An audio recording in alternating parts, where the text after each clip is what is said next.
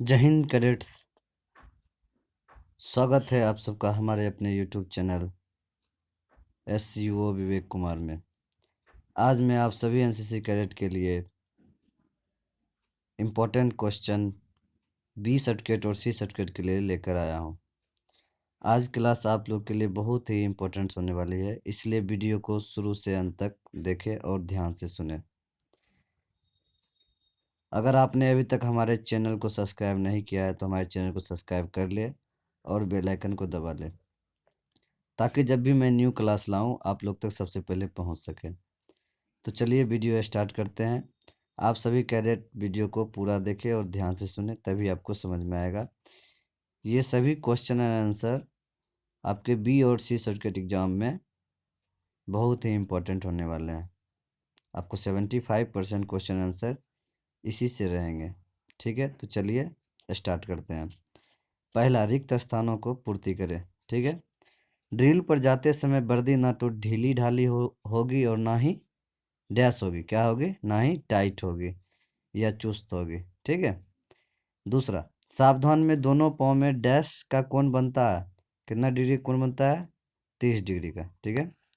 Drill में dash प्रकार का सैल्यूट होता है। कितने प्रकार का? 3 प्रकार का सैल्यूट होता है। ड्रिल डैश प्रकार की होती है? 2 प्रकार की होती है। अगला क्वेश्चन, थंब का हुक्म डैश पाँव पे दिया जाता है तो बाएं पाँव पे दिया जाता है। ठीक है, लेफ्ट फुट पे दिया जाता है। ठीक है। दूसरा क्वेश्चन देते हैं, संक्षिप्त में उत्तर लिखें। तेज चल में दाएं या बाएं मुड़ की कितनी हरकतें होती है? तो 4 हरकतें होती है। ठीक है। दूसरा, जांच शस्त्र में बायां पाँव कितना आगे होता है? कितना आगे आता है? तो 16 इंच आगे आता है। ठीक है। जांच शस्त्र राइफल के साथ जो ड्रिल होता है उसमें जांच शस्त्र कार्रवाई होती है, उसमें 16 इंच कदम आगे आता है। ठीक है। आगे चलते हैं। तीसरा, सलामी शस्त्र और बगल शस्त्र कौन कौन से रैंक को दिया जाता है? तो सभी क्या है, ध्यान देंगे, इंपॉर्टेंट क्वेश्चन है। तो सलामी शस्त्र क्या है? मेजर और मेजर से ऊपर के रैंक को सलामी शस्त्र दिया जाता है, और बगल शस्त्र नायब सूबेदार से लेकर कैप्टन रैंक तक को बगल सैल्यूट दिया जाता है। ठीक है, जिसको बगल शस्त्र कहते हैं। ठीक है। आगे चलते हैं। लाइन तोड़ कब किया जाता है? तो लाइन तोड़ क्या है कि थोड़े समय के लिए ब्रेक है तब लाइन तोड़ कराया जाता है। ठीक है। आगे चलते हैं। अन्य VIP को सम्मान गार्ड कितनी नफरी होती है? तो 50 कैडेट से अन्य VIP को सम्मान गार्ड दिया जाता है। ठीक है। राष्ट्रपति को 150 कैडेट। 3 लाइन में ध्यान देंगे, मैं बता रहा हूँ, आप लोग सुने। राष्ट्रपति को 150 कैडेट 3 लाइन में, और उसके बाद प्रधानमंत्री को 100 कैडेट 2 लाइन में, और अन्य VIP को 50 कैडेट 2 लाइन में। ठीक है। आगे चलते हैं। चौथा नंबर क्वेश्चन है, रिक्त स्थानों की पूर्ति करें। ठीक है। 7.62 mm LMG का ट्राइपॉड के ऊपर रेंज कितना होता है? तो 200 मीटर ट्राइपॉड पर उसका रेंज होता है। ठीक है, 200 गज रेंज होता है।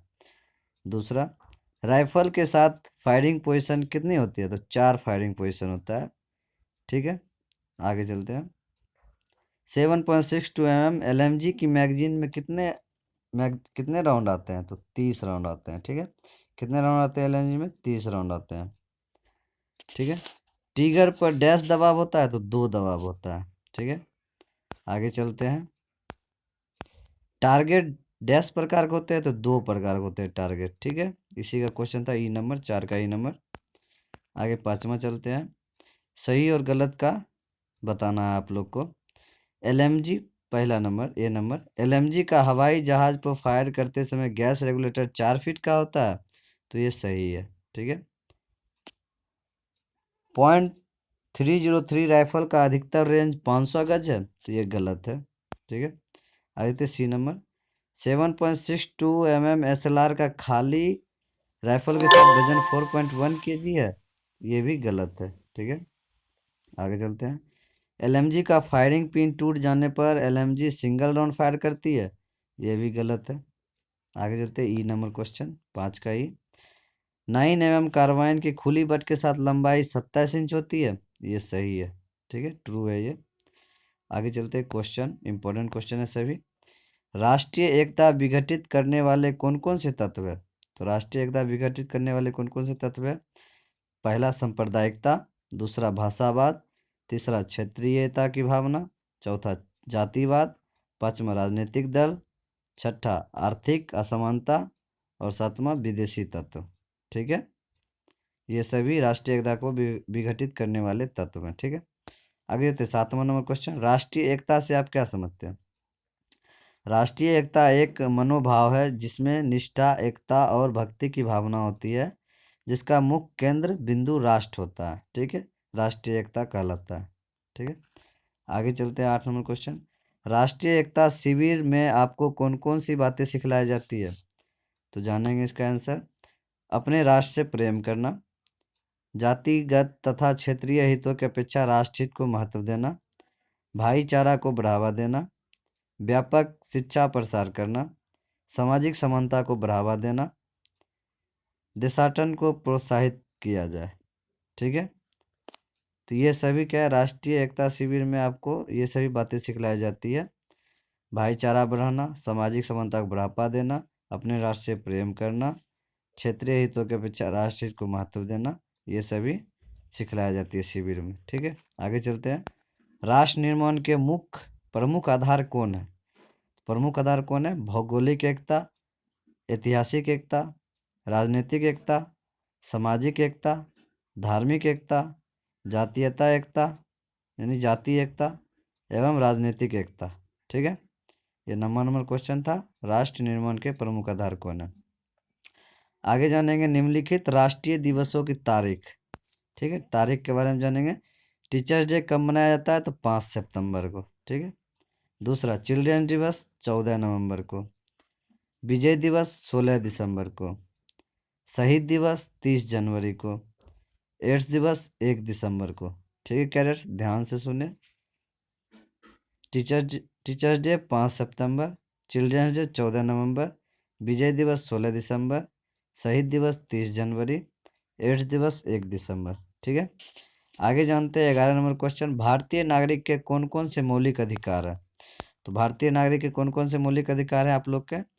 पहला समानता अधिकार, दूसरा स्वतंत्रता का अधिकार, तीसरा धार्मिक स्वतंत्रता का अधिकार, चौथा शोषण के विरुद्ध अधिकार, पांचवा शिक्षा का अधिकार, छठा चलने फिरने का अधिकार। ठीक है, ये सभी आपके मौलिक अधिकार हैं। ठीक है, आगे चलते हैं। कर्तव्य और अनुशासन से आप क्या समझते हैं? तो जानेंगे। ईश्वर के उन आदेशों को जो हमारे विवेक से प्रकट होते हैं, पालन करना यही कर्तव्य है। ठीक है, मनुष्य के उन आदेशों को जो सही अधिकार सत्ता से प्रकट होते हैं, पालन करना यह अनुशासन कहता है। कहने का तात्पर्य है कि ईश्वर के उन आदेशों को जो हम अपने विवेक बुद्धि से प्रकट करते हैं, उसको पालन करना यह हमारा कर्तव्य होता है। ठीक है, और मनुष्य के किसी भी आदेश को मानना या उसके अधिकार को प्रकट करना ही अनुशासन कहलाता है। ठीक है, पालन करना, उसके आदेश का पालन करना ही अनुशासन कहलाता है। ठीक है, आगे जानते हैं। मानव व्यवस्था के बारे में लिखे। तो मानव व्यवस्था के बारे में क्या है? मानव व्यवस्था से तात्पर्य है कि सैनिकों को इस प्रकार की व्यवस्था दिया जाए जिसमें उनका मानसिक एवं शारीरिक विकास हो और समस्त संगठन युद्ध भूमि में अपनी समस्त क्षमताओं का सही ढंग से इस्तेमाल करते हुए अपने मकसद को प्राप्त कर सके, उसे मानव व्यवस्था कहते हैं। ठीक है, मानव संसाधन या मानव व्यवस्था। ठीक है, मानव व्यवस्था ही कहते हैं मानव व्यवस्था के बारे में। तो मानव व्यवस्था से तात्पर्य है सैनिक को इस प्रकार से व्यवस्था सब सुविधा मिलनी चाहिए और जिसमें उनका मानसिक और शारीरिक विकास हो एवं समस्त संगठन युद्ध भूमि में अपनी समस्त क्षमताओं का सही ढंग से इस्तेमाल करते हुए अपने मकसद को प्राप्त कर सके, उसे मानव व्यवस्था कहते हैं। ठीक है, आगे चलते हैं। 14 नंबर क्वेश्चन, मनोबल से आप क्या समझते हैं? मनोबल एक नैतिक गुण है जो किसी सैनिक की मानसिक शक्ति से उत्पन्न होता है तथा जिसे उसकी आंतरिक विशेषताओं को जागृत करके उत्पन्न किया जा सकता है। मनोबल का अर्थ है विभिन्न प्रकार के रुकावटों के होते हुए भी एक दृढ़ संकल्प तथा उत्साह के साथ लक्ष्य को प्राप्त करने की अंतिम इच्छा होता है। ठीक है, मनोबल का यही अर्थ है। मनोबल एक नैतिक गुण है, जैसे कि आपका किसी चीज़ से में मन नहीं लग रहा है तो कोई कोई आदमी आपको जागरूक कर रहे हैं उस चीज़ के लिए, आपका मनोबल बढ़ा रहे, तो ये एक मनोबल बढ़ाना होता है। ठीक है, आगे चलते हैं। प्रशासन के सिद्धांत को लिखें। प्रशासन के सिद्धांत कौन कौन है? तो दूरदर्शिता, दूसरा लचक, तीसरा सरलता, चौथा सहयोग। तो इसके बारे में जानेंगे। दूरदर्शिता, योजना बनाते समय दूर की या आगे की सोचना, ठीक है। लचक, कई समाधानों पर विचार करना। सरलता, योजना सरल हो। चौथा सहयोग, प्रशासन के विभिन्न भागों में सहयोग अति आवश्यक है। ये प्रशासन के सिद्धांत है, ठीक है। आगे जानते हैं नेता के कोई 5 गुण, ठीक है। तो नेता के कोई 5 गुण कौन कौन है? ये जो आपको प्रशासन के सिद्धांत है, दूरदर्शिता, लचक, सरलता, सहयोग, ये उनके सिद्धांत थे, ठीक है। और सिद्धांत के अनुसार गुण भी यही थे, ठीक है। आ जाते हैं नेता के कोई 5 गुण। तो 5 गुण कौन कौन है? पहला आचरण, साहस, सहनशीलता, निर्णायकता, पांचवा न्याय। तो आचरण क्या है? उच्च श्रेणी का आचरण होना चाहिए। साहस, वह साहसी होना चाहिए, कठिन परिस्थितियों में भी अपना धैर्य नहीं खोना चाहिए, ठीक है। सहनशीलता, वो सहनशील होना चाहिए। चौथा निर्णायकता, सही निर्णय लेने वाला हो, ठीक है। न्याय, उससे अपने जनता के साथ न्याय करना चाहिए, अर्थात उसका बिल्कुल निष्पक्ष होना चाहिए, ठीक है। समझ गए? तो ये नेता के 5 गुण होते हैं, ठीक है। आगे चलते हैं। प्रेरणा से आप क्या समझते हैं? प्रेरणा व्यक्ति की वह अंदर की शक्ति है जो व्यक्ति को कार्य करने की प्रेरणा देती है। प्रेरणा व्यक्ति के व्यवहार के उद्देश्य की दशा निर्धारित करती है, ठीक है, उसे प्रेरणा कहते हैं। चलिए आगे चलते हैं। सही और गलत बताना है, ठीक है। तो जानते हैं 18 नंबर का ए नंबर क्वेश्चन, ईमानदारी, साहस, हंसमुख अच्छे लीडर के गुण है। तो ये सही है, ठीक है। दूसरा, आत्मविश्वास कैडेट के मनोबल पर विपरीत विपरीत अ- असर करता है, मतलब विपरीत असर करता है। तो आत्मविश्वास कैडेट के मनोबल पर विपरीत असर करता है, तो ये गलत बात है, ठीक है। ये क्या है? गलत है। तीसरा, निर्णय लेने की क्षमता के एक नेता की गुणवत्ता नहीं है, ये भी गलत है, ठीक है, फॉल्स है। नेतृत्व दो मानव के बीच का संबंध नहीं है, ये भी गलत है, ठीक है। आगे चलते हैं, जानेंगे। सच्चाई और दृढ़ता कैडेट के मनोबल को ऊंचा रखता है, ये सही है, ठीक है, ट्रू है ये। नेता और टीम दोनों महत्वपूर्ण नहीं है, एफ नंबर है, नेता और टीम दोनों महत्वपूर्ण नहीं है, तो ये गलत है, ठीक है, फॉल्स है। आगे जानते हैं जी नंबर क्वेश्चन, नैतिक सम्मान और वफादारी एक नेता द्वारा नहीं अपनाया जाता है, ये फॉल्स है। एच नंबर, एक नेता की क्षमता कैडेट को अपने आदेश स्पष्ट रूप से नहीं समझा सका, तो ये भी फॉल्स है, ठीक है। जे नंबर, नेता उसके अधीन व्यक्तियों के बीच जिम्मेदारी की भावना का विकास करने के लिए जिम्मेदार है, तो ये ट्रू है, सही है। के, आत्मविश्वास नेता का गुण नहीं है, ये फॉल्स है, ठीक है। इसमें आपको बताया जा रहा है, क्वेश्चन क्या था, आप लोग ध्यान देंगे, सही को सही और गलत को गलत लिखे, ठीक है। जो सही रहेगा उसमें सही रहेगा, जो गलत रहेगा वो गलत रहेगा, ठीक है। जानते हैं जे नंबर, नेतृत्व मनोबल, लगाव, अनुशासन और दस्ता नेतृत्व के मुख्य लक्षण नहीं है, तो ये फॉल्स है, ठीक है। इससे पहले क्या था, आत्मविश्वास नेता का गुण नहीं है, ये भी फॉल्स है। आ जाते हैं M number, leadership training camp नेतृत्व के विकास के लिए चलाया जाता है, ये सही है, ठीक है।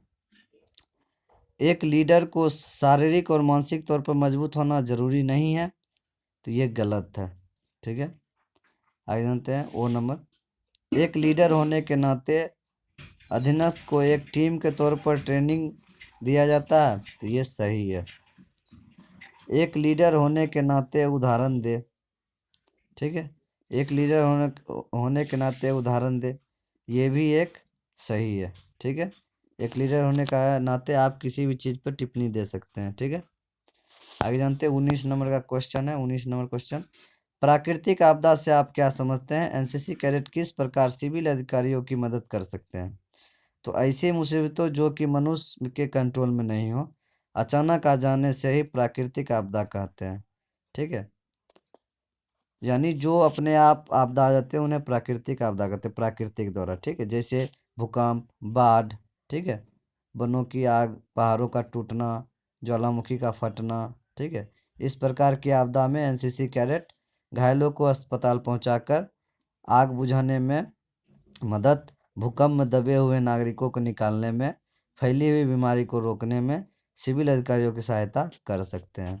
तो ये प्राकृतिक आपदा में ये एनसीसी कैडेट मदद कर सकते हैं। ठीक है, एनसीसी कैडेट होने के नाते आप बाढ़ में क्या मदद करेंगे? सभी एनसीसी कैडेट इंपॉर्टेंट क्वेश्चन है। तो लोगों को सुरक्षित जगहों पर पहुंचाना है। दूसरा, पीड़ित को जल्दी से जल्दी अस्पताल लेकर जाना चाहिए। तीसरा, उनके सामान की सुरक्षा करना चाहिए। चौथा, नावों का इंतजाम करके मदद करना चाहिए। ठीक है, बाढ़ उड़ में नाव का इंतजाम करके उनकी मदद करना चाहिए। ठीक है, आगे जाते हैं। हवाई हमले से आप कैसे सुरक्षित रहेंगे या करेंगे किसी को भी? तो हवाई हमले का खतरा होने पर 2 मिनट तक रुक रुक कर सायरन या सीटियां धीमे सुर में बजाना और खतरा टल जाने पर 2 मिनट तक जोर जोर से सायरन या सीटियां बजाना, ये हवाई हमला से सुरक्षा के निम्न उपाय हैं। ठीक है, और हवाई बचाव की तैयारी कैसे किया जाता है? तो जहाँ पर हवाई हमले का ज़्यादा खतरा हो वहाँ पे 8 फीट या 4 फीट गहरा खड्डा खोदे। मकान के सबसे नीचे वाली मंजिल में किसी भीतरी कमरे को शरण स्थल बनाए। दरवाजे और खिड़कियां बंद रखे और कांच के ऊपर पेपर या कागज चिपकाए और खाने पीने व प्रथम उपचार का सामान इकट्ठा करके रखे। ठीक है, तो ये कहते हैं हवाई हमले से आप सुरक्षित ऐसे रह सकते हैं। ठीक है, आगे जानते हैं समाज सेवा से कैडेट को क्या लाभ है। 22 नंबर क्वेश्चन। तो समाज सेवा से कैडेट को क्या लाभ है? तो कैडेट के हृदय में परोपकार, त्याग, उदारता, दया, उज्ज्वल भावनाओं का विकास करना ये सामाजिक सेवा का उद्देश्य है। ठीक है, कैडेट्स का नैतिक स्तर, मातृत्व की भावना एवं नेतृत्व के गुणों का विकास होना भी ये कैडेट के लिए ही लाभदायक होता है। ठीक है, सामाजिक सेवा से यही लाभ होता है। ठीक है, आगे चलते हैं। तो जानेंगे देश में चलाए जा रहे पल्स पोलियो प्रोग्राम में एनसीसी कैडेट किस प्रकार अपना योगदान दे सकते हैं। ठीक है, तो जानेंगे 23 number question. Pulse polio programme में एनसीसी कैडेट निम्न योगदान दे सकते हैं, जिसमें रैली निकालकर जनता में पोलियो के प्रति जनता को जागरूक कर सकते हैं। पोलियो बूथ में डॉक्टर की सहायता कर सकते हैं। पोलियो बूथ में आई हुई भीड़ को नियंत्रण कर सकते हैं। मरीज बच्चे को नज़दीक पोलियो बूथ ले जाकर दवाई पिला सकते हैं। अशिक्षित लोगों को पोलियो के विषय में जानकारी दे सकते हैं। ठीक है, ये एनसीसी कैडेट योगदान दे सकते हैं पोलियो अभियान में। ठीक है, आगे चलते हैं। 24 नंबर क्वेश्चन। एचआईवी से बचाव के उपाय लिखे। तो एचआईवी से बचाव के क्या उपाय है? तो एक से अधिक स्त्रियों से शारीरिक संबंध ना बनाए, या कह सकते हैं वेश्याओं से या एक से अधिक स्त्रियों से शारीरिक संबंध ना बनाए। दूसरा, संभोग के समय अच्छी कंपनी के कंडोम का प्रयोग करें। तीसरा, इस्तेमाल की हुई सुई का इस्तेमाल ना करें। चौथा, एड्स से पीड़ित स्त्री को गर्भवती ना होने दे। पाँचवा, रक्त लेने से पहले रक्त की जांच करवा ले। तो ये इंपॉर्टेंट क्वेश्चन है, एचआईवी से बचाव के उपाय लिखे। ठीक है, सभी का ध्यान से देख ले, चाहे तो स्क्रीनशॉट भी ले सकते हैं। ठीक है, सामाजिक सेवा के उद्देश्य क्या है? तो सामाजिक सेवा के उद्देश्य क्या है? कैडेट्स में निस्वार्थ भाव से रचनात्मक कार्यों के प्रति रुचि उत्पन्न करना। दूसरा, कैडेट्स में परस्पर सहयोग की भावना को बढ़ाना। तीसरा, कैडेट्स को श्रम की प्रतिष्ठा की शिक्षा देना। कैडेट्स में सहवर्ग की भावना पैदा करना। पाँचवा, संगठित कार्य से नेतृत्व पैदा करना। ठीक है, ये सामाजिक सेवा का उद्देश्य है। आगे चलते हैं। पूर्ण शब्द लिखे। तो पूर्ण शब्द लिखना है। एड्स का फुल फॉर्म क्या होता है? एक्वायर्ड इम्यूनो डिफिशियंसी सिंड्रोम, ये एड्स का फुल फॉर्म होता है। एचआईवी का ह्यूमन इम्यूनी वायरस। ठीक है, आगे चलते हैं। तीसरा, एनजीओ नॉन गवर्नमेंट ऑर्गेनाइजेशन। चौथा, DRDO defence research and development organisation. ठीक है, पाँचवा, सीएमजी कार्बाइन मशीन गन। तो ये फुल फॉर्म थे, इंपॉर्टेंट फुल फॉर्म थे सभी, AIDS, HIV, NGO, DRDO, CMG. ठीक है, आगे चलते हैं। जल को प्रदूषित होने से रोकने के लिए क्या क्या उपाय हैं? जल को प्रदूषित होने से क्या क्या उपाय कर सकते हैं कैडेट्स, तो जानेंगे।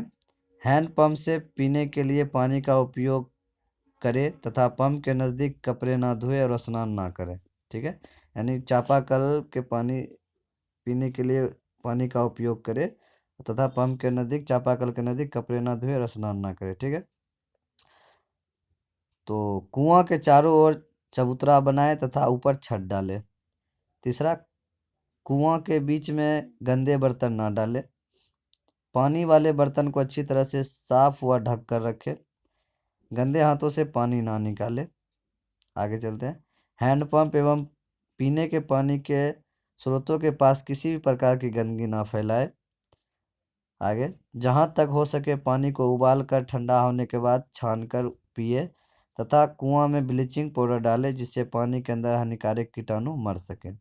ठीक है, तो ये जल को प्रदूषित होने से रोकने के कुछ उपाय थे जो कि आप लोग अपने आसपास यूज करते होंगे, चापाकल, कुआं। ठीक है, अपने घर में पानी सभी यूज करते हैं, तो सभी कैडेट ध्यान देंगे, ऐसे आप जल को प्रदूषित होने से रोक सकते हैं। ठीक है, आगे चलते हैं। 28 नंबर क्वेश्चन है, हाइजीन शब्द का प्रयोग किस संदर्भ में किया जाता है? पर्सनल हाइजीन से आप क्या समझते हैं? तो हाइजीन शब्द का प्रयोग किस संदर्भ में किया जाता है? तो हाइजीन शब्द का प्रयोग बीमारियों से बचने का एक बड़ा उपाय है। ठीक है, मतलब बीमारी से बचने के लिए हाइजीन शब्द का प्रयोग किया जाता है। पर्सनल हाइजीन का मतलब है खुद की सफाई पर ध्यान देना, जो कि जवान की सेहत के लिए सेहत के साथ बहुत ही ताल्लुक़ रखती है। यानी खुद अपने आप को साफ सफाई रखना है, ये पर्सनल हाइजीन कहलाता है। ठीक है, समझ गए? आगे चलते हैं। कैंप में सफाई हेतु क्या बंदोबस्त करेंगे? ठीक है, तो कैंप में साफ सफाई हेतु क्या बंदोबस्त करेंगे? तो कैंप के पूरे इलाकों की सफाई करना। दूसरा, रसोई घर की साफ सफाई करना। तीसरा, गाय कुत्ते या कोई भी जानवर अंदर ना आने देना। चौथा, गंदा पानी एकत्र नहीं होने देना।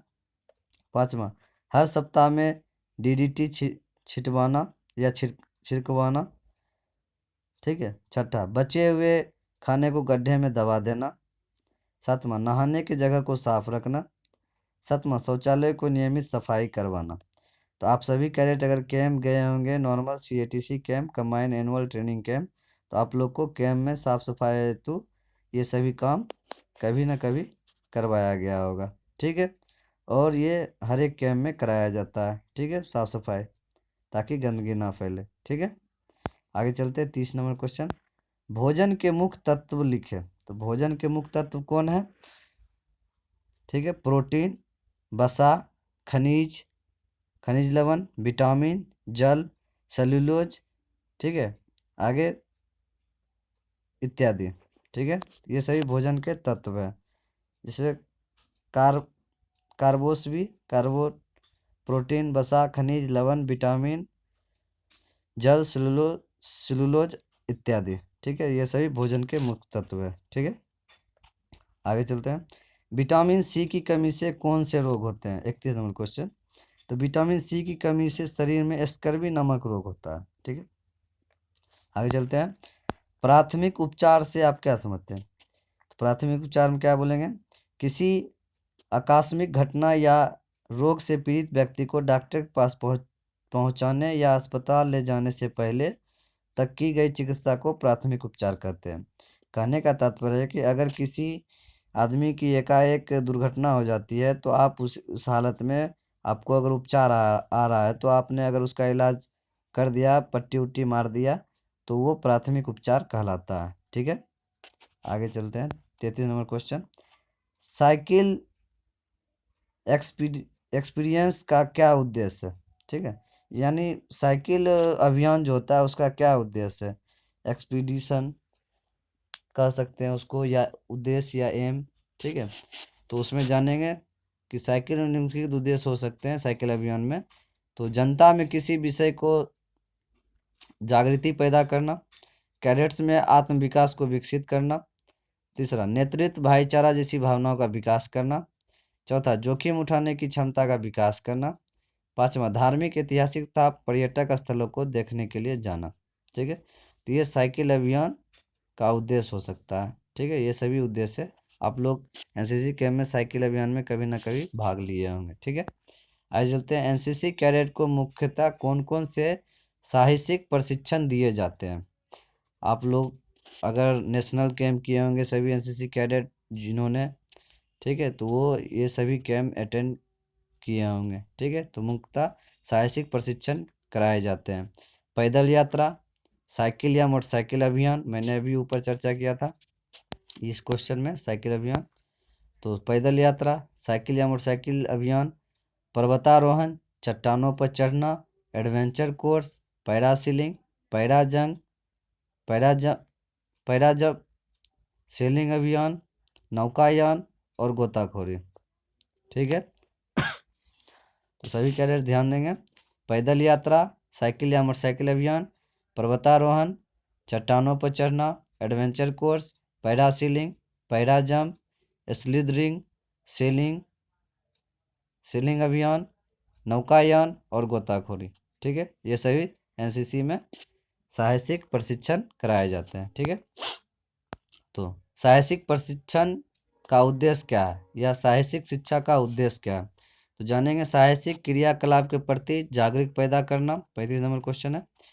कैडेट्स में साहसिक प्रशिक्षण के प्रति आत्मविश्वास पैदा करना, कैडेट्स में साहस तथा सहवर्ग की भावना का विकास करना, यानी मिलजुल कर कार्य करना, कैडेट्स में लक्ष्य प्राप्त करने हेतु जोखिम उठाने की क्षमता का विकास करना।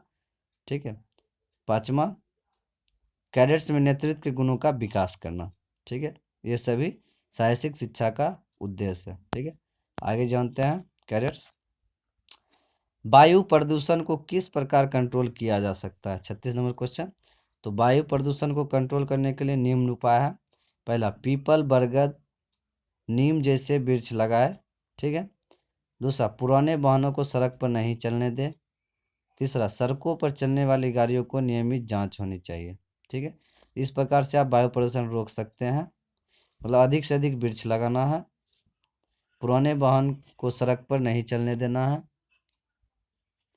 तीसरा, सड़कों पर चलने वाली गाड़ियों को नियमित जांच होनी चाहिए। ठीक है, आगे जानते हैं 37 नंबर क्वेश्चन। वनों से हमें क्या फायदे हैं? वन से हमें क्या फायदे हैं? तो मनुष्य को चारा, लकड़ी, औद्योगिक उत्पाद आदि प्रत्यक्ष रूप से मिलते रहे। अप्रत्यक्ष रूप से वन मनुष्य को छाया, ऑक्सीजन और वायु शुद्धिकरण, भूमि सुरक्षा आदि प्रदान करता है। तो वन वन से हमको ये फायदे हैं कि वन से मनुष्य को चारा, लकड़ी, औद्योगिक उत्पाद आदि प्रत्यक्ष रूप से मिलते रहे, एवं अप्रत्यक्ष रूप से वन मनुष्य को छाया भी देता है, ऑक्सीजन और वायु शुद्धिकरण, भूमि सुरक्षा आदि प्रदान करता है। तो ये वन से फायदे हैं। ठीक है, आगे जानते हैं। इकोलॉजी से आप क्या समझते हैं? इकोलॉजी से आप क्या समझते हैं? इकोलॉजी से ये समझ आता है कि विज्ञान की वह शाखा जिसमें जीव एवं उसके वातावरण के पारस्परिक संबंधों को अध्ययन किया जाता है, इकोलॉजी कहलाता है। ठीक है, तो क्या कहलाता है? इकोलॉजी कहलाता है। आगे जानेंगे। भूमि कटाव को रोकने के उपाय लिखे। तो भूमि कटाव को रोकने के उपाय क्या है? पेड़ पौधे को ना काटे, अधिक से अधिक पेड़ लगाए, तथा नदी नालों के किनारों पर बांध बनाए तथा उनके किनारों पर पेड़ पौधे लगाए जिससे पानी का कटाव ना हो। ये भूमि कटाव के रोकने के उपाय थे। इंपॉर्टेंट क्वेश्चन है सभी। पेड़ पौधे को ना काटे, अधिक से अधिक पेड़ लगाए, नदी नालों के किनारों पर बांध बनाए, ठीक है, तथा उनके किनारे पर पेड़ पौधे लगाए जिससे पानी का कटाव ना हो। ठीक है, तो ये सभी भूमि कटाव को रोकने के उपाय थे। आगे 40 नंबर क्वेश्चन। एनसीसी कैडेट को दिए जाने वाले ऑब्स्टिकल ट्रेनिंग में से किन्हीं 5 ऑब्स्टिकल के नाम बताएं। तो ऑब्स्टिकल ट्रेनिंग आप लोग को टीएससी कैम्प में और बुक में भी पढ़ने को मिल गया होगा और बताया जाता है। तो ऑब्स्टिकल ट्रेनिंग क्या है? स्ट्रेट बैलेंस, दूसरा क्लियर जंप, तीसरा जिग जैग बैलेंस, चौथा हाई बॉल, पांचवा डबल डिच, छठा राइट हैंड वॉल्ट, सातवां लेफ्ट हैंड वॉल्ट, आठवां गेट वॉल्ट, नौवां रैम्पूम। ठीक है, तो ये सभी ऑब्स्टिकल ट्रेनिंग के नाम थे। किन्हीं 5 नाम बोला गया था, जिसमें मैंने 9 नाम दे रखे हैं। ठीक है, आगे चलते हैं। क्वेश्चन है 41 नंबर क्वेश्चन। भारतीय सेना को कितने भागों में बांटा गया? तो भारतीय सेना को 3 भागों में बांटा गया है। थल सेना, जल सेना, वायुसेना, जिसे हम Indian army, Indian navy, Indian air force के नाम से जानते हैं। ठीक है, चलिए आगे चलते हैं। थल सेना, जल सेना और वायुसेना। ठीक है, आगे 42 नंबर क्वेश्चन है, भारतीय थल सेना को कुल कितने भागों में बांटा गया है, उनके मुख्यालयों के नाम लिखे। तो भारतीय सेना के 7 भागों में बांटा गया है। ठीक है, भारतीय थल सेना को 7 भागों में बांटा गया, जानेंगे। उत्तरी कमान, पहला उत्तरी कमान उधमपुर, दूसरा पूर्वी कमान कलकत्ता, तीसरा दक्षिणी कमान पूना, चौथा पश्चिमी कमान चंडीगढ़, छठा सेंट्रल कमान लखनऊ, छठा ट्रेनिंग कमांड शिमला, सातवां दक्षिण पश्चिमी कमान जयपुर। तो ये सभी 7 कमान थे जो कि भारतीय थल सेना में बांटे गए हैं, उनके मुख्यालय यहाँ पे हैं। ठीक है, चलिए आगे चलते हैं। मानचित्र के अध्ययन से कौन कौन से ज्ञान प्राप्त होते हैं। तो मानचित्र के अध्ययन से कौन कौन से ज्ञान प्राप्त होते हैं। तो मानचित्र के मदद से हम किसी भी स्थान की जानकारी प्राप्त कर सकते हैं। इसके द्वारा हम मंदिर, किला, मस्जिद, गांव इत्यादि स्थलों की जानकारी प्राप्त कर सकते हैं। तो ये मानचित्र के अध्ययन से हमको ये ज्ञान प्राप्त हो सकते हैं। ठीक है, आगे जानते हैं उत्तर कितने प्रकार के होते हैं।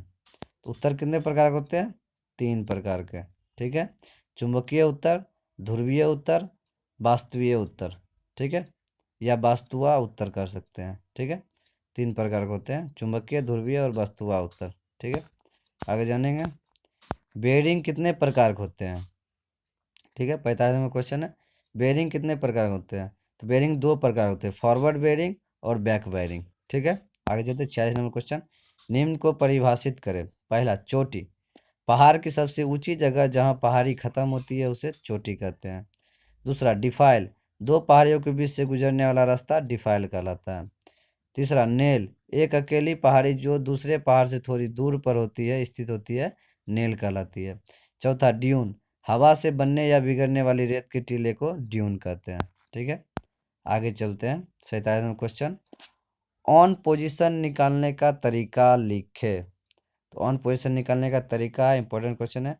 कोई 2 मशहूर निशान डोडो को जो ज़मीन पर और मैप पर भी हो, उनका फॉरवर्ड बेयरिंग ले और फॉरवर्ड बेयरिंग को बैक बेयरिंग से बदले और बैक बेयरिंग को ग्रिड बेयरिंग से बदले और सर्विस प्रोटेक्टर की सहायता से ग्रिड बेयरिंग को मैप पर दिखाए और 2 लंबी लाइन खींचे, जहां पर दोनों लाइन आपस में टकराती है, वह जगह ऑन पोजीशन कहलाती है। कहने का तात्पर्य ऑन पोजीशन का तरीका होता है, कोई 2 मशहूर निशान, ठीक है, निशान ले जो ज़मीन और मैप दोनों पर, दोनों को उनको फॉरवर्ड बेयरिंग लेना है। ठीक है, फॉरवर्ड बेयरिंग लेना है और फॉरवर्ड बेयरिंग को बैक बेयरिंग में बदलना है, फिर बैक बेयरिंग को ग्रिड बेयरिंग में बदलना है और सर्विस प्रोटेक्टर की सहायता से ग्रिड बेयरिंग को मैप पर पलटकर 2 लंबी लाइन खींचना है, जहाँ पे दोनों लाइन आपस में टकराती है, वह जगह ऑन पोजीशन कहलाती है। ठीक है, आगे चलते हैं 48 नंबर क्वेश्चन, फासला असल से ज़्यादा कब दिखाई देता है। ठीक है, यानी फासला असल में ज़्यादा कब दिखाई देता है। कम प्रकाश का होना, दूसरा देखने वाले के आँख के सामने सूर्य का होना, तीसरा घाटी से होकर देखना, चौथा बीच में दबी हुई जमीन का देखना या जमीन का होना। ठीक है, आते हैं 49 नंबर क्वेश्चन, सेक्शन फॉर्मेशन कितने प्रकार के होते हैं। तो सेक्शन फॉर्मेशन कितने प्रकार के होते हैं, तो 6 प्रकार के होते हैं, सिंगल फाइल फॉर्मेशन, तीसरा एरो हेड फॉर्मेशन, चौथा डायमंड फॉर्मेशन, पाँचवा स्पेयर हेड फॉर्मेशन, छठा एक्सटेंडेड लाइन फॉर्मेशन। ठीक है, ये 49 नंबर क्वेश्चन थे, सेक्शन फॉर्मेशन 6 प्रकार का होता है, आप लोग को पता चल गया होगा। इंपॉर्टेंट क्वेश्चन है, एम्बुज किसे कहते हैं, परिभाषा लिखे और एम्बुज के प्रकार लिखे। तो एम्बुज इंपॉर्टेंट क्वेश्चन है। तो चलते हुए अल्पकालीन ठहरे दुश्मन पर छिपी हुई जगह से अचानक घात लगाकर हमला करना एम्बुज कहलाता है। यानी चलते हुए अल्पकालीन ठहरे दुश्मन पर छिपी हुई जगह से अचानक घात लगाकर हमला करना एम्बुज कहलाता है। एम्बुज 2 प्रकार के होते हैं, मौके का एम्बुज और तैयारी का एम्बुज। ठीक है, आगे चलते 51 नंबर क्वेश्चन जानेंगे, निम्नलिखित शब्दों को विस्तार से लिखे। विस्तार से लिखना है, प्रस्थान रेखा, यानी प्रस्थान रेखा का मतलब है वह स्थान जहाँ से सेना आक्रमण को आगे बढ़ती है, प्रस्थान रेखा कहलाती है। ठीक है, एच आवर, आक्रमण करने का समय एच आवर कहलाता है। ठीक है, तीसरा जमाव क्षेत्र, वह जगह जहाँ पर आक्रमणी दस्ते अंत में अपनी सब यूनिटों के साथ मिलते हैं वो आक्रमण की तैयारी करते हैं, जमाव क्षेत्र कहते हैं। ठीक है। चौथा, बॉन्ड, युद्ध के समय कमांडर को उसकी सेनाओं की गति पर अच्छा नियंत्रण करने में सहायता देती है, बॉन्ड कहलाती है। ठीक है। ये शॉर्ट फॉर्म था, विस्तार में इसको थोड़ा थोड़ा बताया गया। ठीक है। आगे जानते हैं फर्म बेस। तो फर्म बेस क्या है? वह सुरक्षित जगह जहां पर रिजर्व कोर्स कमांडर के प्लान को लागू करता है, फर्म बेस कहा जाता है। ठीक है। आगे जानते हैं, क्वेश्चन है, इंपॉर्टेंट क्वेश्चन है 52 नंबर। एक इन्फेंट्री प्लाटून में कौन कौन से हथियार होते हैं और नफरी तथा कितने सेक्शन होते हैं? ठीक है। तो एक इन्फेंट्री बटालियन में कौन कौन से हथियार होते हैं? Rifle, LMG, Sten gun, 2 motor. ठीक है। एक प्लाटून में हेडक्वार्टर व 3 सेक्शन होते हैं, जिसमें एक जेसीओ व 32 अन्य रैंक होते हैं तथा सेक्शन की नफरी 10 होती है। इंपॉर्टेंट क्वेश्चन है, एक इन्फेंट्री व प्लाटून में कौन कौन से हथियार होते हैं? तो 4 हथियार होते हैं, rifle, LMG, Sten gun, 2 motor. ठीक है। और नफरी तथा कितने सेक्शन होते हैं? तो एक प्लाटून में हेडक्वार्टर व 3 सेक्शन होते हैं, इसमें एक जेसीओ व 32 अन्य रैंक अधिकारी होते हैं तथा सेक्शन की नफरी 10 होती है। ठीक है। आगे जानते हैं 53 नंबर क्वेश्चन। एक इन्फेंट्री बटालियन में एमटी कौन सी कंपनी में होती है तथा मोटर प्लाटून कौन सी कंपनी में होती है तथा कुल कितनी कंपनी होती है? तो जानेंगे, एमटी व मोटर प्लाटून हेडक्वार्टर कंपनी में होती है। ठीक है। तथा कुल कंपनी 5 होती है। समझ गए? एक इन्फेंट्री बटालियन में एमटी कौन सी कंपनी होती है, मोटर प्लाटून कौन सी कंपनी होती है? तो एमटी और मोटर प्लाटून दोनों हेडक्वार्टर कंपनी में होती है और इसकी कंपनी टोटल 5 कंपनी होती है। ठीक है। गलत और सही का निशान लगाना है। पहला, सेक्शन 2 IC के पास राइफल होती है, तो ये सही है, ट्रू है। बी, एक इन्फेंट्री की सेक्शन में नफरी 12 होती है, तो ये फॉल्स है। तीसरा, एक सेक्शन में 12 हैंड ग्रेनेड होते हैं, तो ये फॉल्स है।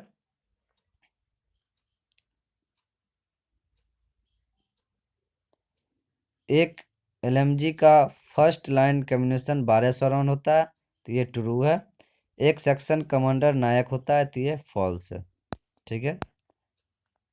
तो आगे जानेंगे कैडेट्स। ऐसे ये सी नंबर क्वेश्चन, एक सेक्शन में 12 हैंड ग्रेनेड होते हैं, ये मिस्टेक से फॉल्स हो गया, यहाँ पे ट्रू होगा। ठीक है। तो एक सेक्शन में 12 हैंड ग्रेनेड होते हैं। ठीक है। आगे चलते हैं कैडेट्स, जानेंगे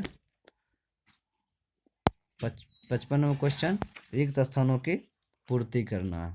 ठीक है। तो रिक्त स्थानों की पूर्ति करना है, जानेंगे नेशनल डिफेंस एकेडमी कहाँ स्थित है। ठीक है। नेशनल डिफेंस एकेडमी कहाँ स्थित है? आर्मेड डिफेंस मेडिकल कॉलेज कहाँ स्थित है? दूसरा। तीसरा, इंडियन मिलिट्री एकेडमी कहाँ स्थित है? तो देहरादून में। आर्मेड फोर्सेज मेडिकल कॉलेज कहाँ स्थित है? तो पुणे में। ठीक है। नेशनल डिफेंस एकेडमी कहाँ स्थित है? तो कदम बासला में। ठीक है। कदक बासला में। ठीक है। चौथा, WTA डैश में स्थित है, ग्वालियर में। आर्मी एजुकेशन कॉलेज कहाँ स्थित है? तो पंचमढ़ी में। ठीक है। पंचमढ़ी में स्थित है। ठीक है कैडेट्स। आगे जानेंगे 56 नंबर क्वेश्चन, सेक्शन में कितने प्रकार के वेपन होते हैं? ठीक है कैडेट्स। तो सेक्शन में 6 प्रकार के वेपन होते हैं, जिसमें राइफल, दूसरा कार्बाइन, तीसरा पिस्तौल, चौथा 84RL, पांचवा LMG, छठा मोटर्स। ठीक है। ये सभी होते हैं। समझ गए कैडेट्स? चलिए आगे चलते हैं।